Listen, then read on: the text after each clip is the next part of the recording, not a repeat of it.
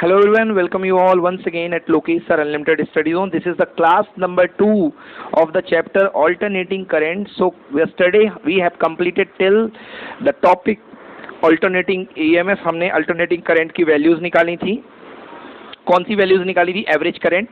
And कल मैंने बताया था कि एवरेज करंट की वैल्यू फुल साइकिल में 0 होती है और हाफ साइकिल में अल्टरनेटिंग करंट की एवरेज वैल्यू कितनी होती है बच्चों? आई नॉट टाइम्स ऑफ 2/पाई. एक बार फिर से लिख लेते हैं जिससे कल का कुछ आपको याद आ जाए बच्चों जी.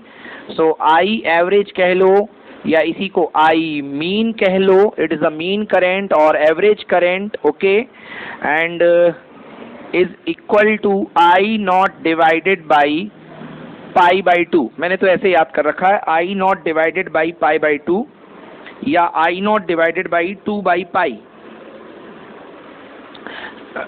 π/2, sorry, I naught divided by π/2, that is equals to I naught multiplied by 2/पाई, because पलट के ऊपर जाएगा. डन ना? Okay, and this is equals to I naught multiplied by 0.637. this is equal to 63.7% of peak current. 63.7% of peak current. Done? Good. अब ये तो हो गई बेटा एवरेज वैल्यू और mean value of AC alternating current. अब हम दिखाते हैं. ये बेटा याद रख लेना, ये बहुत इंपॉर्टेंट है. ये डेरिवेशन ये छोटे छोटे एग्जाम्स में आता है. ओके, एंड दूसरी बात है, अब हम बात करते हैं EMF के लिए. अभी ये किसके लिए? आई मतलब AC करंट के लिए था. अब ये हम बात कर रहे हैं EMF के लिए. तो बेटा बहुत ही सिंपल है. EMF को किससे शो करते हैं? E से. तो E average that is equals to E मीन. हाँ, mean value of EMF that is equals to E naught upon π/2, that is equals to E naught multiplied by 2/pi equals to E naught multiplied by 0.637, that is equal to 63.7% of what? E naught. तो maximum current का इतना समझ में आ गया? Clear? Full cycle में value current की कितनी होती है? एवरेज वैल्यू 0 होती है, क्योंकि जितना पॉजिटिव कवर होगा उतना ही नेगेटिव. फुल साइकिल में आपको मैंने बताया था, हाफ साइकिल में तो वैल्यू निकाल ली अपन ने और अगले नेगेटिव हाफ में वैल्यू क्या जाएगी? Negative. So total value will be 0. Done? Clear हो गया ना? तो एक कंप्लीट साइकिल में वैल्यू जो हो जाएगी वो 0 हो जाएगी. ओके, तो नोट एवरेज और mean value of alternating current और EMF is 0 over A cycle as the positive and negative value cancelled. So if I saying about the value current, then the positive cycle, half cycle contributed the value how much? I naught upon 2/pi in positive, and the negative half cycle contributed the value minus I naught multiplied by 2/pi. They combine together and produce a value 0. बेटा positive cycle में plus में and negative cycle में minus में, total value will be 0. समझ में आया? अब बेटा पढ़ते हैं root mean square value. Next is root mean square value. Heading डालिए, root mean square value, RMS value. Don't worry, इसके नोट्स मिल जाएंगे आपको. केवल समझो ज्यादा, लिखो कम. जो मन करे वो लिखो. रूट मीन स्क्वायर वैल्यू और वर्चुअल वैल्यू और effective value of alternating current. Root mean square value और वर्चुअल वैल्यू और effective value of alternating current. So अब हम पढ़ने जा रहे हैं RMS वैल्यू.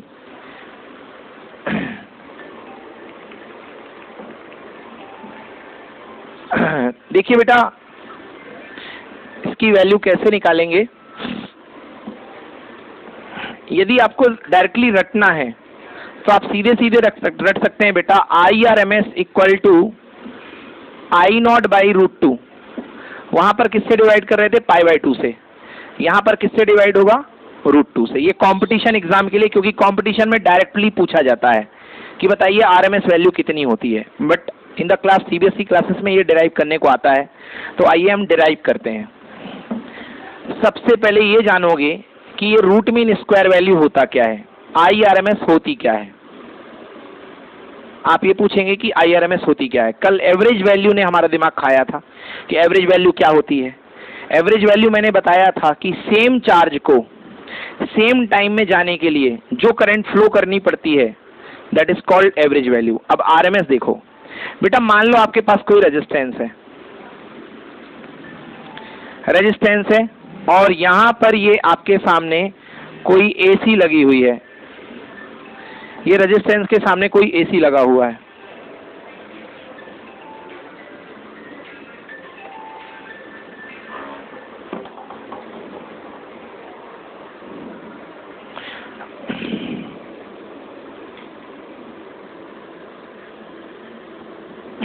यस, ये रेजिस्टेंस के साथ कोई सोर्स बैटरी लगी हुई है। बेटा ये करंट देगी, कौन सी करंट देगी? Alternating current I. कौन सी करंट देगी? Alternating current I. डन, ये कोई ना कोई ऑल्टरनेटिंग करंट देगी आई। अब यहां से मान लो रेजिस्टेंस आर में से टी टाइम के लिए ये करंट जाएगी, टी टाइम के लिए क्या जाएगी? ये करंट। तो रेजिस्टेंस आर से क्या डेवलप होगी बेटा? हीट। क्या डेवलप होगी? हीट। क्या क्या मेरे हाथ में है? रेजिस्टेंस है, टाइम है, ओके, और क्या है बेटा? हीट है। समझ में आया? रेजिस्टेंस है, टाइम है और हीट है। और कौन सी करंट मैंने भेजी है? एसी। कौन सी करंट मैंने भेजी है? एसी। अब यदि मैं इसी के जैसे सेम टाइम में सेम रेजिस्टेंस से, सुनना ध्यान से, सेम टाइम में सेम रेजिस्टेंस से मुझे इतने ही अमाउंट की हीट निकालनी है। मान लो ये हीट H है, मान लो ये हीट कितनी है? H। सेम टाइम में सेम रेजिस्टेंस से सेम हीट निकालने के लिए मुझे इस AC के कंपैरिजन में जो DC करंट फ्लो करना पड़ेगा, जो DC करंट फ्लो करना पड़ेगा वो कहलाएगी इस करंट की कौन सी वैल्यू? RMS value. समझ में आया? वो कहलाएगी इस AC करंट का क्या? RMS। क्लियर हुआ? मतलब अगर आपके पास AC नहीं है तो आप AC का RMS फ्लो कर दो, AC का RMS फ्लो कर दो तो आपको सेम रिजल्ट मिल जाएगा। सेम रिजल्ट क्या है? उसी रेजिस्टेंस से उतने ही टाइम तक फ्लो करने पर उतनी ही हीट डेवलप होगी। समझ में आया कि नहीं आया? क्लियर हुआ? मतलब ये जो RMS है ये क्या बेस्ड है? ये हीट बेस्ड है। ये क्या बेस्ड है? Heat based. बस यही है इसका मीनिंग। सो मैं पढ़ता हूं definition. What is R root mean square current? Root mean square और RMS value of the alternate current is the amount of steady current. Steady current मतलब DC करंट। AC के करस्पॉन्डिंग इसकी वो DC value है, ये इसका वो DC equivalent है which would produce the same heat, which would produce the same heat, जो तब था वो अब होगा, इक्वल होगा, which would produce the same heat in A given resistance, in a given resistance in a given time, which would present the same heat in a given resistance in the given time as it was produced by the given alternating current, as it was produced by the given alternating current in the same resistance and within the same time। मतलब alternating current same resistance में और same time में जितनी heat produce कर रही थी उतनी ही heat same resistance में सेम टाइम में प्रोड्यूस करने के लिए जो आपको स्टेडी करंट फ्लो करानी पड़ेगी वो कहलाएगी इस करंट की RMS वैल्यू। इस करंट की, समझ में आया? कल मैंने एक एग्जांपल दिया था गंदा सा। लॉकडाउन के टाइम में नॉन वेज नहीं खा रहे थे लोग, तो बोले उसका मजा कैसे मिले? तो बोले कटहल खा लो, फीलिंग वही आ जाएगी, है ना? कटहल की सब्जी। तो ये इसका इक्विवेलेंट है। ये हीटर चलाना है और उतनी ही हीट चाहिए जितनी AC में मिलती थी, तो उतनी ही हीट लेने के लिए आप उस AC का क्या निकाल लो? RMS। क्या निकाल लो? तो आपको वही मिलने लगेगा। समझ में आया? तो चलिए सबसे पहले अपन निकालते हैं कि अगर AC करंट T टाइम के लिए फ्लो होता है तो हमको कितनी हीट देगा। समझ गए ना? चलिए तो प्रूफ करते हैं। तो सबसे पहले हम इसकी हीट निकालते हैं, इसकी हीट निकालते हैं। और अगर ये इसकी हीट क्या होती है, इसकी हीट तो सिंपल है, डीसी की हीट क्या पढ़ रखी है अपन ने, जूल्स लॉ से, H equal to I square R T. फिलहाल यहाँ पे आरएमएस फ्लो हो रही है तो यहाँ लिखेंगे आई आरएमएस, क्योंकि आई तो ये ले रखा अपन ने। चलो तो वापस आते हैं भाई, ये सर्किट कंप्लीट हुआ, सब कुछ बता दिया। अब आ जाओ डेरिवेशन पे। सबसे पहले निकालते हैं अपन एसी सर्किट की। ये मान लो कोई रेजिस्टेंस है आर और इसमें टी टाइम तक के लिए कोई आपका एसी करंट आई फ्लो हुआ है, आई कैपिटल आई लेके चलो बच्चों मेरे, और यहाँ पे सोर्स ऑफ ईएमएफ लिखा हुआ है। तो चलिए छोटी सी हीट क्या होती है बेटा, डी एच। एच का फॉर्मूला होता है बेटा वैसे I square R T, I square R T. तो बेटा D H equal to I square R, बदलने वाली चीज क्या है बेटा, डी टी। छोटी सी heat equal to D H equal to I square R D T. बेटा आई की वैल्यू आपको मैंने पढ़ाई, खूब पढ़ाई, I equal to I naught sine omega T, time varying current. तो टाइम वेरिंग करंट है बेटा D H equal to I naught sine omega T का whole square. Yes, I naught sine omega T का whole square into R into कितना बेटा, D T. Clear हुआ? तो बेटा क्या लिख सकता हूँ जिसको मैं, D H equal to I naught square, I naught का square I naught square, R multiplied by sine square omega T, और यहां पर कितना बेटा, डी टी। बोलो यस। बस अरेंज कर दिया, इधर का उधर, इधर का इधर।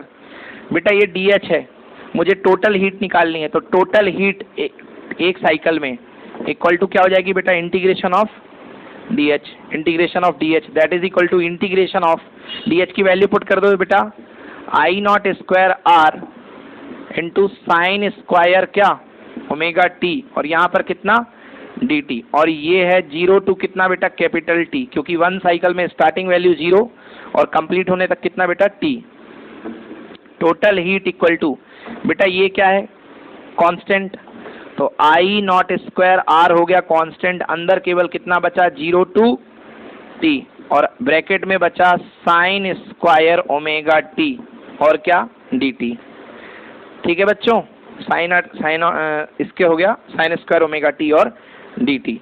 बेटा मैं आपको इसकी वैल्यू याद करवा देता हूँ डायरेक्टली, वैसे पुट करके मैं निकाल सकता हूँ, बट ये बायो वाले बच्चों के लिए इंटीग्रेशन कोई काम का नहीं होता है। सीधे रट लो बेटा, चाहे आपके पास साइन स्क्वायर ओमेगा टी आ जाए 0 टू टी, या आपके पास कॉस स्क्वायर ओमेगा टी आ जाए 0 to T, D T, D T. Integration इसका डायरेक्टली याद कर लो बेटा, टी बाई टू। करवाने को मैं करवा सकता हूँ बट आप भूलोगे, कोई मतलब नहीं है, इसलिए क्या हो जाएगा इसका टी बाई टू। इसका डायरेक्टली इंटीग्रेशन याद रख लो, टी बाई टू।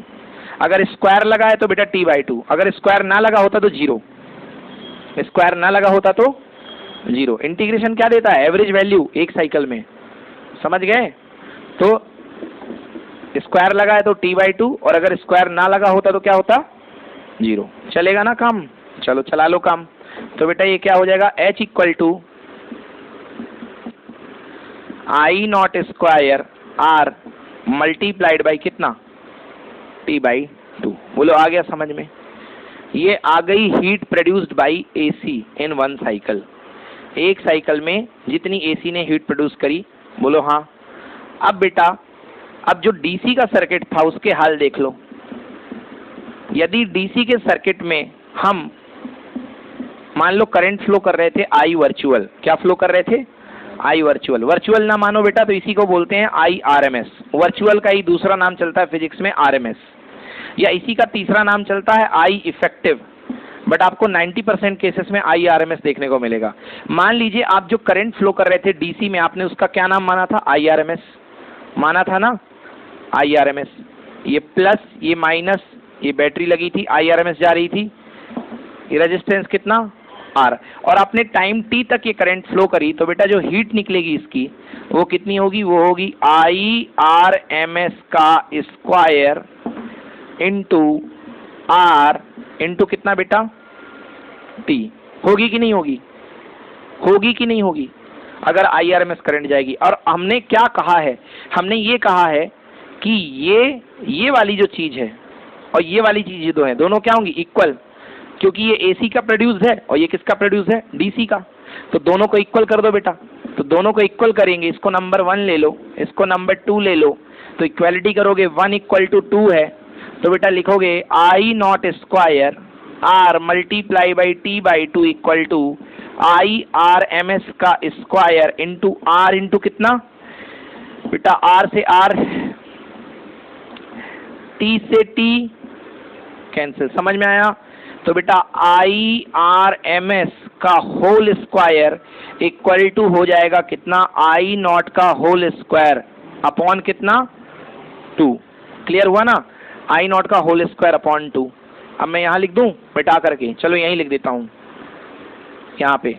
तो बेटा स्क्वायर हटेगा तो क्या लगेगा, रूट लगेगा, तो क्या हो जाएगा IRMS equal to I naught का स्क्वायर का रूट, तो स्क्वायर से रूट हट जाएगा तो केवल क्या बचेगा, I नॉट, बट कितना आएगा बेटा, आया समझ में। So this is the RMS value. RMS value कितनी होती है बेटा, RMS वैल्यू जो होती है वो इसका अपॉन √2 होती है। डन, क्लियर हो गया। सो इसको नोट कर लो, ये है बेटा नीट के लिए केवल ये काम में आएगा, बाकी कोई डेरिवेशन काम का नहीं है। This is IRMS equal to I naught by √2। याद रखना, जो RMS वैल्यू होती है उसी को इफेक्टिव वैल्यू बोलते हैं।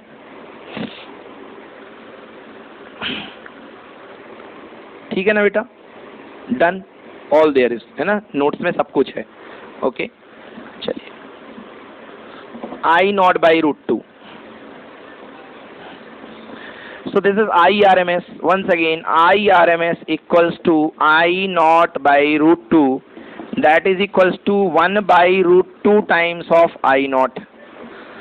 1 by √2 times of I naught. बेटा 1 by √2 मतलब √2 क्या पढ़ा है बचपन में, ये 1.414, और यहाँ पे क्या हो गया I नॉट। बेटा एक में यदि आप 1.414 का डिवाइड करोगे तो कितना आता है मालूम, 0.707 ये आता है I नॉट, समझ गए। 0.707 क्या होता है बेटा, 70.7%। अरे 0.707 क्या होगा, 70.7%। तो दिस विल बी 70.7% ऑफ क्या, I नॉट। मतलब बच्चों मेरे कहने का ये है कि जो RMS करंट होती है वो पीक करंट का लगभग कितने परसेंट होती है, 71%। 70.7 है, तो जो RMS करंट है वो पीक करंट का वो कितने परसेंट है, 71% है लगभग। समझ में आया, कोई दिक्कत, ठीक है ना। तो लिख लो एक बार, ये सब कुछ हो गया। अब मैं इसका ग्राफ बना के दिखा देता हूं बेटा। 70.7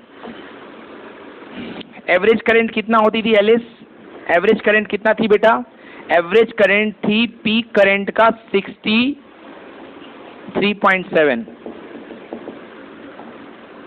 याद आया, एवरेज करंट थी 63.7, मतलब RMS करंट थोड़ी सी ज्यादा होती है, थोड़ी सी ज्यादा होती है, ठीक है ना। तो यदि मैं ग्राफ देखूंगा बेटा, तो ये मेरे पास ग्राफ है, यहां तक होती है बेटा क्या, पीक करंट I नॉट, ये I नॉट हो गई। I नॉट टॉप क्या कहलाता है, 100%। क्या कहलाता है, 100%। ये होगा बेटा 50%। यहां पर थोड़ा सा ऊपर आएगा I एवरेज, और उसके भी थोड़ा सा ऊपर आएगा क्या बेटा, IRMS। डन। तो सबसे बड़ा कौन, I नॉट, उससे I नॉट से छोटा कौन, IRMS, IRMS से भी छोटा कौन, I एवरेज। सही है, चलो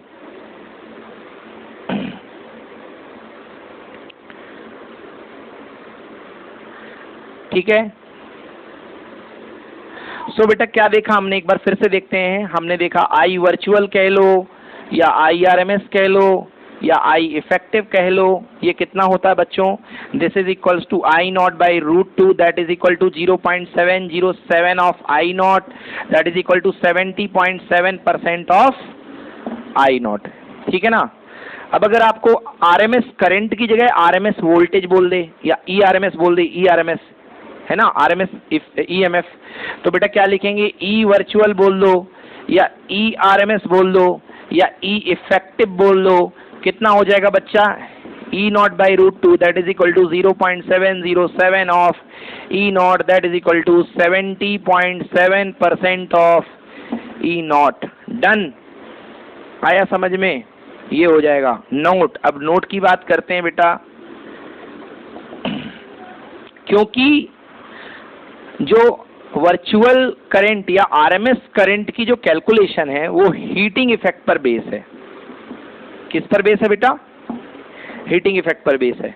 और करंट चाहे किसी डायरेक्शन में जाए हीट जनरेट होती है, चाहे प्लस टू माइनस जाए तो भी हीट जनरेट होगी, और अगर बैक साइड आए तो भी हीट जनरेट होगी।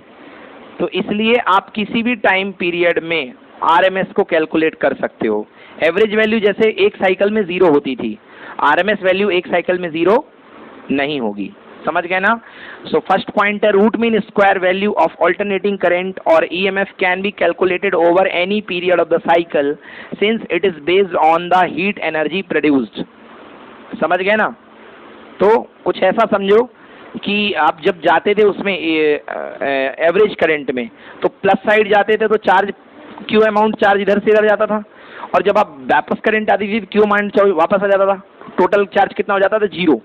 इसलिए वहां पर करंट कितनी होती थी? 0, है ना? बट आरएमएस करंट में जो आरएमएस वैल्यू है उसमें जो हीट आती है H इक्वल टू क्या आता? आई स्क्वायर आर टी। समझ गए ना? तो इसमें आप चाहे जाओ चाहे लौटो, हीट तो डेवलप होगी। ठीक उसी तरीके से चाहे आगे चलो चाहे आगे चल के पीछे आओ, आपके चलने पे चप्पलें तो घिसेंगी। ये थोड़ा ना कि आगे चल गए तो चप्पल घिस गई और पीछे चल गए तो फिर जुड़ गई चप्पल। बोलो हाँ या ना? ऐसा थोड़ी ना कि जो घिस गई है फिर से मोटी हो जाए, ऐसा होगा क्या? नहीं। तो मतलब इसलिए आई स्क्वायर आर टी में हीट बेस पर है, इसलिए ये हर बार वैल्यू देगा आपको, पूरे साइकिल में वैल्यू देगा। Next, do not use the above formula if the time interval under the consideration is less than 1 period। हाँ, ये इसका नोट है कि इस फॉर्मूले को आप 1 पीरियड से लेस का यदि कंसिडरेशन कर रहे हैं तो इसको इस्तेमाल कर लीजिए। इसकी सबसे छोटी कैलकुलेशन 1 पीरियड के अंदर ही हुआ करती है। Okay, next. अब देखिए, यदि हम कंपैरिजन करें, वैसे मैंने कंपैरिजन आपको बता ही दिया है। यदि मैं ईएमएफ का कंपैरिजन करूं, बेटा ये टॉप में क्या होता है? ई नॉट। टॉप के नीचे थोड़ा सा क्या मिलता है बेटा आपको? E RMS. क्या मिलता है? E RMS, that is equals to 70.7% of E naught. उसके भी नीचे आपको क्या मिलता है बेटा? E average. तो ये बात मैंने लिखी हुई है, ठीक। चलो नेक्स्ट देखो, आपके पास अगर आपके पास इलेक्ट्रिसिटी बोर्ड से कुछ भी स्पेसिफाई नहीं है और आपके पास आ रहा है 220 वोल्ट 50 हर्ट्ज, समझ रहे बच्चों? इसका मतलब जो सप्लाई आ रही है उसकी फ्रीक्वेंसी 50 हर्ट्ज है। और ये कौन सी वैल्यू है? इतनी सारी वैल्यू मैंने आपको पढ़ा दी, average value, peak value, RMS value.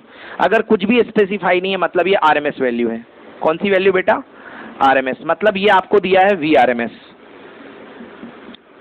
220 volt. अब मैं एक सवाल करता हूं, अगर आपको आरएमएस मिल रहा है अपने इलेक्ट्रिसिटी बोर्ड से जो सप्लाई आ रही है उसका 220 वोल्ट अगर आपको आरएमएस मिल रहा है, तो आप मुझे बताइए कि इसका पीक वैल्यू क्या होगा? इसका पीक वैल्यू क्या होगा? बहुत ही सिंपल है बेटा, फॉर्मूला लगाओ। हमने क्या पढ़ा है? V R M S equal to V naught peak value upon root two. भूल गए क्या? अभी तो पढ़ाया। वी आर एम एस क्या होता है? V not upon root two होता है ना बेटा। वी आर एम एस की वैल्यू रख दे बेटा, क्या हो? 220 equal to V not by root two. तो वी नॉट इक्वल टू कितना हो गया? 220 multiplied by root two, that is equals to 220 multiplied by 1.41। समझ गए बेटा? इसको मल्टीप्लाई करो जरा कैलकुलेटर में, 220 को 1.41 से मल्टीप्लाई करो। 220 को, हाँ करिए जल्दी से, 220 को 1.41 से मल्टीप्लाई करिए।